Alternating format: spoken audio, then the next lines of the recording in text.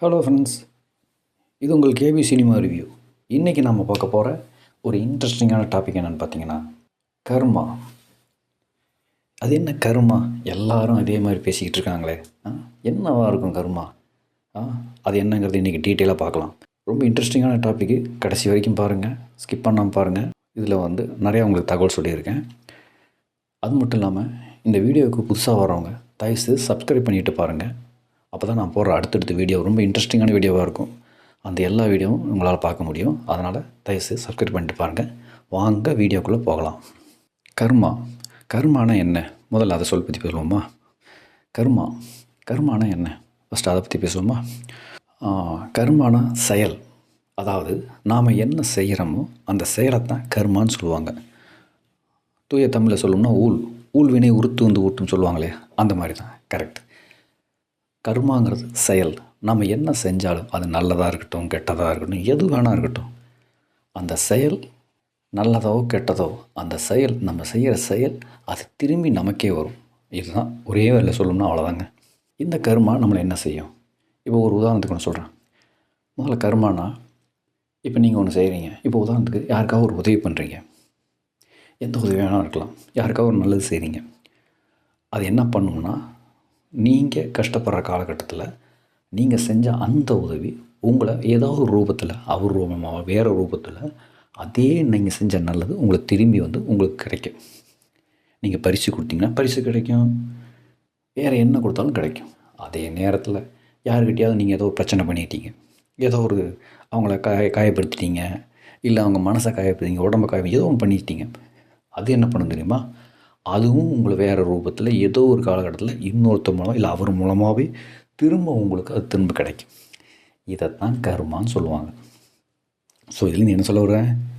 நீங்கள் என்ன செய்கிறீங்களோ அது உங்களுக்கு திரும்ப கிடைக்கும். அது நல்லதாக இருக்கட்டும், கெட்டதாக இருக்கட்டும். இதைத்தான் இந்த வார்த்தை, கர்மாங்கிற இந்த வார்த்தை நம்மளுடைய தமிழ் சொல். இந்த சொல்லு தான் நம்ம இந்தியாவில் உருவாக்கின இந்த சொல்லு ஃபாரினில் அதே கர்மாங்கிற வார்த்தையாகவே பயன்படுத்துகிறாங்க. அவங்களுக்கும் இங்கேருந்து பரவி அவங்க அதுவும் பயன்படுத்த ஆரம்பிச்சிட்டாங்க. அப்படின்னா என்ன அர்த்தம்னா, அந்த அளவுக்கு கர்மா இப்போ ரொம்ப ஃபேமஸ் ஆகிட்டுருக்கு. அப்போ அந்த கர்மாங்கிறத நம்ம எப்படி ஹேண்டில் பண்ணுறது? முதல்ல அந்த கர்மாவில் என்ன வகை இருக்குங்கிறத சொல்லிடட்டுமா? கர்மாவில் மூணு வகை இருக்குங்க. சஞ்சித கர்மா, பிராரப்த கர்மா, ஆகமி கர்மா, மொத்தம் 3 வகை. அது என்ன சஞ்சித கர்மா? சஞ்சித கர்மாங்கிறது ஒன்றும் கிடையாது. நம்ம முன் ஜென்மத்தில் என்னென்ன பாவம் செஞ்சுருக்கோமோ அது நமக்கு தெரியாது, புரியுதா? நம்ம அனுபவிக்கும் போது தெரியும். ஆனால் நம்ம முன் ஜென்மத்தில் நம்ம ஏதாவது நம்ம முன்னோர்கள், தாத்தா பாட்டி யாரோ ஏதோ ஒரு தப்பு பண்ணியிருப்பாங்க. அந்த கர்மாக்கள் ஏன் அதை நம்மளே போன பிறவியில் வேறு ஏதோ விதத்தில் ஏதோ பிரச்சனை பண்ணியிருப்போம். அதெல்லாம் சேர்த்து வச்ச கர்மா தான் அந்த டெபாசிட். நம்மளுடைய செயலெலாம் சேர்த்து வச்ச வினைகள் ஒரு டெபாசிட் ஆகுது தெரியுமா? அதை தான் சஞ்சித கர்மான்னு சொல்லுவாங்க. 2வது பிராரப்த கர்மா. அப்படின்னு என்னென்னா, இந்த ஜென்மத்தில் இந்த காலகட்டத்தில் இப்போ நீங்கள் என்ன செஞ்சிட்ருக்கீங்களோ, நீங்கள் செய்கிற நல்லதாக இருக்கட்டும், கெட்டதாக இருக்கட்டும், நீங்கள் என்னென்ன செய்கிறீங்களோ அது எல்லாமே இந்த காலகட்டத்தில் இந்த ஜென்மத்தில் நீங்கள் செய்கிறதாலும் அது ஸ்டோர் ஆகிடும். அது இந்த ஜென்மத்தில் நீங்கள் செய்கிற செயல்கள்லாம் சேர்ந்து இந்த ஜென்மத்தில் நீங்கள் எதை அனுபவிக்கணும் அது இமீடியட்டாக உடனே உங்களுக்கு ரிசல்ட் கிடச்சிரும். அதே நேரத்தில் போன ஜென்மத்தில் செஞ்ச அந்த பாவமும் இந்த காலகட்டத்தில் உங்களுக்கு அது பதில் கொடுத்துக்கிட்டு இருக்கும். நல்லதாக இருக்கட்டும், கெட்டதாக இருக்கட்டும், அது கொடுத்துரும். 3வது என்னென்னா ஆகமி கர்மாம்பாங்க. அது என்னென்னா, நிகழ்காலத்தில் இந்த ஜென்மத்தில் நீங்கள் செய்கிற நல்ல செயல் எல்லாமே அந்த சஞ்சித கர்மா, அதாவது புன்ஜென்ம செய்த கர்மா இருக்கு, அதோட போய் ஸ்டோர் ஆகிடும். அதன் மூலமாக நீங்கள் அந்த கர்மாவை பேலன்ஸ் பண்ணலாம், கழிக்கலாம், இல்லைன்னா 2யும் சேர்த்து அனுபவிக்கலாம். நீங்கள் சொல்லுவீங்களே, நம்ம என்ன நான் எவ்வளோ தான் வேலை செஞ்சால் சம்பளம் வரமாட்டேது, வருமானம் வரமாட்டேது, என் உழைப்புக்கு ஏற்ற ஊதியம் இல்லை, என்னால் வாழ்க்கையில் முன்னேற முடியல, இல்லை என்ன தான் சம்பாதிச்சாலும் உடம்பு சரியில்லாமல் போகுது, ஹாஸ்பிட்டலில் வர்றேன், இதெல்லாம் என்ன நினைக்கிறீங்க? விதியா? எல்லோரும் விதின்னு ஒரே வார்த்தை சொல்லுவாங்க. கண்டிப்பாக விதி கிடையாது. விதின்னு பேர் வச்சுக்கலாம், ஏன்னா கர்மாவுடைய இன்னொரு வார்த்தை நம்ம விதின்னு சொல்லலாம். விதின்னு என்ன? போன ஜென்மத்து கர்மாக்கள் தான் நம்ம இந்த ரூபத்தில் நம்மளை அட்டாக் பண்ணுது. அதுக்கு நம்ம பேர் விதின்னு சொல்லுவோம், பேட் லக்குன்னு சொல்லிக்கலாம். சரி, கர்மாவை பற்றி பார்த்துட்டோம். சரி, இப்போ நாங்கள் இப்போ செய்கிற செயலை நம்ம ஒழுங்காக செஞ்சு அதுக்கால பலனை நம்ம கொடுக்க முடியும். போன ஜென்மத்தில் செஞ்சதுக்கு இப்போ நாங்கள் என்ன பண்ண முடியும் அப்படின்னு நீங்கள் கேள்வி கேட்கலாம். அதுக்கும் பதில் இருக்குது. முன் ஜென்மத்தில் நீங்கள் செஞ்சதையோ போன டைம் நீங்கள் செஞ்சதெல்லாம் ஒன்றும் பண்ண முடியாது. ஆனால் அதை சரி பண்ண முடியும். எப்படி?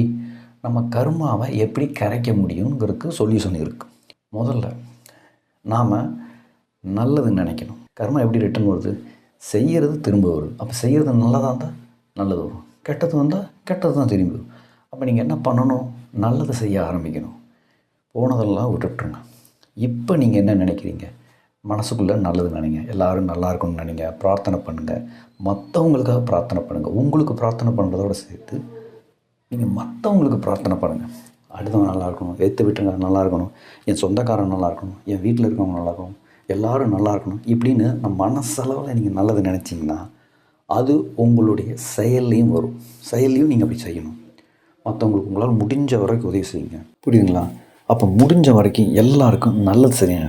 மனசால் நல்லது நினைங்க, செய்கிற செயலில் நல்லது பண்ணுங்கள், எல்லாருக்கும் நல்லது பண்ணுங்கள். நல்லதுன்னா ஒன்றும் கிடையாதுங்க. உங்களை சொத்தெல்லாம் எழுதி வைக்க சொல்லலைங்க. உங்களால் முடிஞ்ச ஒரு உதவி. ஒரு ரோட்டில் போகிறீங்களா, யாருக்காவது அன்னதானம் பண்ணுங்கள். அப்போ உங்களால் முடிஞ்ச சின்ன சின்ன உதவி பண்ணுங்கள். உங்கள் சக்திக்கு என்ன உதவி பண்ண முடியும் அதை பண்ணுங்கள். ஒரு முடிஞ்ச அளவுக்கு அன்னதானம் பண்ணுங்கள், யாருக்காவது சாப்பாடு வாங்கி கொடுங்க, ஏதாவது ஒரு உதவி பண்ணுங்கள். உங்களால் முடிஞ்ச அளவுக்கு யாருக்காவது ஹெல்ப் பண்ணி விடுங்க. யாருக்காவது வேலை கிடைக்கல, ஒரு வேலைக்கு ஹெல்ப் பண்ணுங்கள். யாருக்காவது பசியில் சாப்பாடு இருக்காங்களா, உங்களால் முடிஞ்ச அளவுக்கு வாங்கி கொடுங்க. பறவைகளுக்கு தண்ணி வைங்க.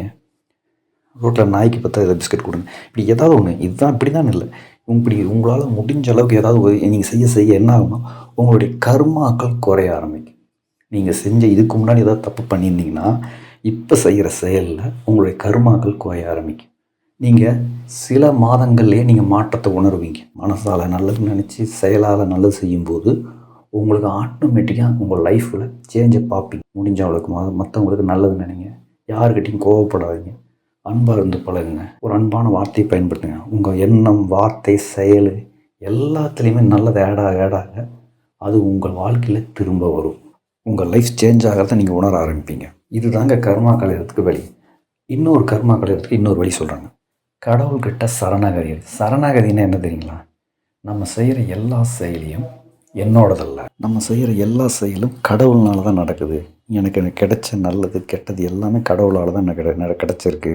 இது என் செயல் எதுவும் இல்லை, இது முழுக்க முழுக்க பகவான் கடவுளோட செயலுங்கிறத நீங்கள் உணர்ந்து கடவுளுக்கு சரணடையணும். என்னால் எந்த நல்லது கெட்டதும் நடக்கலை. இப்போ நீங்கள் உதவி செஞ்சால் கூட அது என்னால் நடக்கலை, கடவுள் கொடுக்குறாரு, அதன் மூலமாக நான் கொடுக்குறேன் அப்படிங்கிற மனநிலையை வளர்த்துக்கங்க. நீங்கள் எந்த உதவி செஞ்சாலும் சர்வம் கிருஷ்ணார்ப்பணம் சொல்லுவாங்களே, அது மாதிரி இது கடவுளுக்கு போய் சேரும். இது என்னுடைய சிந்தனை எதுவும் இல்லை, என் செயல் எதுவும் இல்லை நீங்கள் சொல்ல ஆரம்பிக்கும் போது என்ன நடக்கும்னா உங்களுக்கு கர்மா சேராது. நீங்கள் ஈவன் நல்லதே செஞ்சாலும் நீங்கள் நல்லது செஞ்சுட்டு பெருமைப்பட்டீங்கன்னா, சந்தோஷப்பட்டீங்கன்னா அது நல்ல கர்மா லிஸ்டில் ஆட் ஆகி அதுக்காக நீங்கள் பிறவி எடுக்கணும். அப்போ நீங்கள் என்ன பண்ணணும்? நல்லது செஞ்சாலும் என் கணக்கில் வராது, கெட்டது நீங்கள் செய்யக்கூடாது. இப்படி இது எதுவுமே என் செயல் இல்லைன்ட்டு ஒரு வேலையை செய்யும்போது உங்களுக்கு ஒரு கர்மா வராது, 0 கர்மா ஆகிடும். அப்போ என்னாகும்? உங்கள் மைண்டு தெளிவாக இருக்கும். உங்கள் செயல் நீங்கள் உங்களால் நடக்கலைங்கிறத நீங்கள் உணர ஆரம்பிக்கிறீங்க. நல்லது செய்கிறீங்க. அப்போ உங்களுடைய லைஃப்பில் கர்மா சேராது. அப்போ என்னாகும்? 0 ஆகிடும். இது தொடர்ந்து செய்யும் என்ன நடக்கும்? உங்கள் வாழ்க்கை தெளிவாகும். உங்களுக்கு பிராப்தம், அதாவது முக்தி கிடைக்கும், மோட்சம் கிடைக்கும். இதை நான் சொல்லலைங்க, இது இயற்கை சட்டம் சொல்லுதுங்க. அப்போ மனிதனுக்கு சில ரூல் இருக்குது தெரியுங்களா? டிராஃபிக் ரூல்ஸ் இருக்குது. வண்டியை நேராக ஓட்டணும், ஸ்லோவாக போகணும், சிக்னலில் நிற்கணும், இந்த மாதிரி சட்டம் இருக்குது. இந்த சட்டத்தை மீறி என்ன ஆகும்? விபத்தை சந்திப்போம். அது மாதிரி தான் இயற்கைக்கும் ஒரு சட்டம் இருக்குது. இயற்கையில் சட்டத்தில் மனுஷன் இப்படி தான் நடந்துக்கணும், ஒழுக்கமாக இருக்கணும், யாரையும் தப்பாக பேசக்கூடாது, தீங்கிழிக்கக்கூடாது அப்படின்னு இயற்கை சட்டம். யாரையும் மனசாலே உடம்போல காயப்படுத்தக்கூடாது, அப்படி பண்ணால் திரும்ப வரும் சில இயற்கை சட்டம். இதை மீறி நீங்கள் ஒரு மிருகத்தையோ மனுஷத்தையோ துன்புறுத்துனீங்கன்னா கண்டிப்பாக சொல்கிறாங்க தேடி வரும். அந்த தேடி வர்றது தான் கர்மா. அதை நமக்கு வராமல் இருக்கணும்னா நாம் நல்லதை நினச்சி நல்லது பேசி நல்லது செஞ்சுட்டா நம்மளுடைய வாழ்க்கை நல்லாயிருக்கும். கூடுமான வரைக்கும் அதை ஃபாலோ பண்ணி பாருங்கள். உங்கள் வாழ்க்கையை சில மாதங்கள்லேயே சில மாதங்கள்லேயே நீங்கள் மாற்றத்தை உணர ஆரம்பிங்க. உங்களுக்கு கிடைக்க வேண்டியதெல்லாம் தானாக தேடி வரும், நல்லது நடக்கும். அதனால் மனசாலையும் உடம்பாலையும் யாருக்கு நல்லது கெட்டது நினைக்காம நல்லதை மட்டும் செஞ்சு நல்லபடி வாழ்ந்து பாருங்கள். உங்கள் லைஃப் ரொம்ப கலர்ஃபுல்லாக இருக்கும். உங்களுக்கு அதிர்ஷ்டம் தானாக வர ஆரம்பிக்கும். இல்லைன்னா நம்ம இந்த கர்மானே என்னன்னு தெரியாமல் நாம் பாட்டு வேலையை செஞ்சுக்கிட்டே இருப்போம், ரிசல்ட் வராது. ஏன் எனக்கு மட்டும் இப்படி நடக்குதுன்னு புலம்பிக்கிட்டே இருப்போம். ஏன் நடக்குதுன்னே நமக்கு புரியாது. ஏன்னா நம்ம தப்பு பண்ணிகிட்ருக்கோங்கிறத நம்ம உணர்ந்தால் தானே நிறுத்துவோம். கர்மாங்கிறது என்னன்னு புரிஞ்சுக்கணும் இல்லையா? நம்ம என்ன கொடுக்குறோமோ பிரபஞ்சம் அது திருப்பி கொடுக்குங்கிற அந்த ரூலை தெரிஞ்சிருந்தால் தானே நம்ம கெட்டது பண்ணக்கூடாது அப்படிங்கிற அறிவு இருக்கும். இல்லாமல் நம்ம பாட்டு கெட்டதை செஞ்சுட்டு என்னது எனக்கு ரிசல்ட்டே வரல, எனக்கு என்ன நான் ரொம்ப பேட் லக்குன்னு நம்ம நினைக்கக்கூடாது. புரியுங்களா? அதுக்கு ஒரு சின்ன உதாரணம். 2 வியாபாரி இருக்காங்க. ஒரு வியாபாரி நிறைய பணம் சம்பாதிக்கணும்னு கடையை ஆரம்பிக்கிறான். இன்னொரு வியாபாரி இருக்கான், நல்ல பொருளை கொடுக்கணும், மக்களுக்கு நல்லதாக போய் பலன் அடையணும் அப்படின்னு நினச்சி வியாபாரம் பண்ணுறான். இந்த 2 பேரில் யார் பணக்காரனாக நினைக்கிறீங்க? யார் வியாபாரத்தில் ஜெயிப்பா? மக்களுக்கு நல்ல பொருளை கொடுக்கணும்னு நினைக்கிறவன் ஜெயிச்சிருவான். பணம் சம்பாதிக்கிற மோட்டிவ்லையும் ஜெயிக்க மாட்டான். ஏன்? இவனுடைய நோக்கம் தன்னை சந்தோஷமாக வச்சுக்கணுங்கிறது முதல் வியாபாரிக்கு. 2வது வியாபாரி நோக்கம் மக்கள் பலனடைன்னு நினைக்கலாம். இதுலேருந்து என்ன தெரியுதுன்னா, நீங்கள் மற்றவங்க நல்லா இருக்கணும்னு நினச்சி செய்கிற செயல் மூலமாக உங்களை தானாகவே உயருவீங்க. நீங்கள் எதுவும் செய்ய வேண்டாம். உங்கள் வேலையை கரெக்டாக செஞ்சாலே உங்களுக்கான ஊதியம் அதுக்கு மேலேயும் கிடைக்கும். ஆனால் நான் நல்லா இருக்கணும்னு சுயநலமாக சிந்திக்கும்போது உங்களுக்கு அதுக்கான ரிசல்ட் வராது. அப்போ உங்கள் செயல் எப்படி இருக்கணும்? கேட்குற நிலையில் இருக்கக்கூடாது, கொடுக்குற நிலையில் இருக்கணும். உங்களுக்கு எது வேணுமானாலும் நீங்கள் கொடுக்குற நிலையில் இருக்க மனநிலையை வளர்த்துக்கிட்டிங்கன்னா நீங்கள் கேட்க வேண்டாம், அது தானாகவே உங்களுக்கு கிடைக்கும். இல்லை எனக்கு அது வேணும் இது வேணும்னு கேட்குற மனநிலையில் இருந்தீங்கன்னா அது கிடைக்காது. அப்போ என்ன செய்யணும்? முதல்ல நாம் இந்த உலகத்துக்கு என்ன கொடுக்கணும், மற்றவங்களுக்கு நம்ம எப்படி சந்தோஷப்படுத்தணும் நீங்கள் நினச்சி பாருங்கள். உங்கள் சந்தோஷம் தானாகவே வரும். ஸோ நீங்கள் இயற்கையை கர்மாவை ஜெயிக்கணும்னா நீங்கள் நல்லதை நினைக்கணும், கொடுக்குற மனநிலைக்கு போகணும்.